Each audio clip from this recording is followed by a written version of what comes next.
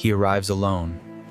No phone, no people, only nature and silence.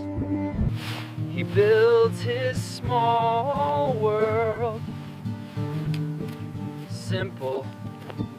Even alone, he creates beauty around him.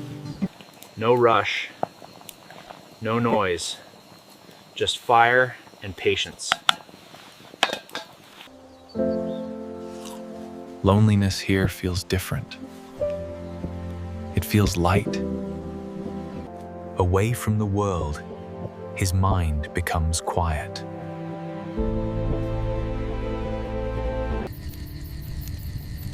Fire listens.